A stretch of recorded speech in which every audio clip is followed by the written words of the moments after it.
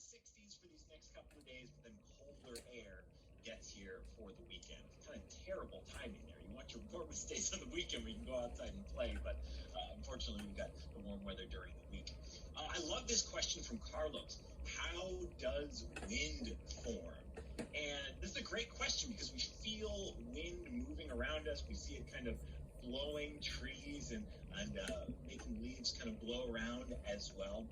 But it's kind of tricky to figure out, well, where does that come from, right? Because it seems like, well, it can be fine one minute, and then all of a sudden you just get a strong gust of wind blow by. So wind is actually driven by high pressure and low pressure. I think of this like a hill. So at the top of the hill, let's call this high pressure. At the bottom of the hill, let's call this low pressure.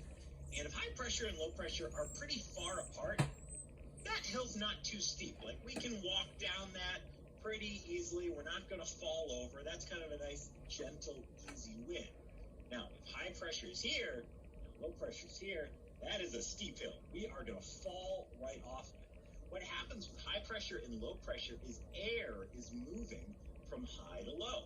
So if it's going down that gentle slope, that kind of easy hill, we're not going to see super strong winds, 5-10 miles an hour, just kind of the typical wind that we see on any given day. But if high pressure is really close to low pressure and that hill is steep, that air is moving fast, and that's when we're getting the sort of 30, 40, 50, 60 mile an hour winds that are going to blow trees around, and if you're not too careful, maybe knock you over onto the sidewalk if you get a strong enough, or at least knock you back a step as we get those stronger gusts of wind.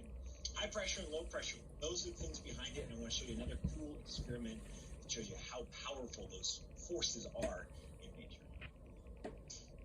Hey guys, this next experiment is about high pressure and low pressure, which if you watched our weathercast, you've probably heard those terms before. A lot of times we say high pressure when we're talking about clouds moving out and a sunny stretch of weather. Low pressure is what often brings us those clouds and things like rain and snow, but this experiment isn't going to bring us rain or snow. Instead, I've got a beach ball and a leaf blower. And you're probably asking yourself why, which is a good question. What I want to do here is I want to turn on the leaf blower and I'll put the beach ball above it. And as you might expect, the leaf blower will push that beach ball in the air. We know that. That makes sense. I want you to think about what's going to happen if I turn the leaf blower to the side. Is the beach ball going to go flying across the room? Or is it somehow magically going to be held in air? Let's find out.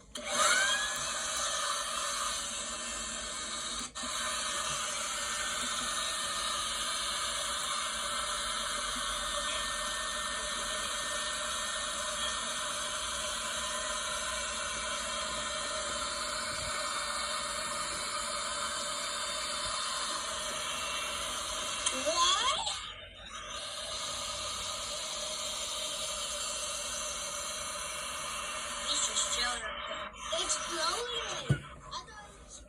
That's not magic. That is science. What's happening as the air is hitting the beach ball, it's speeding up to move around it. The air closer to the beach ball is moving faster than the air from the leaf blower further away. That is creating an area of low pressure on the underside of the beach ball. And because of that, with high pressure above, it's balancing the beach ball in place. So even if it's off at an angle like that, it still floats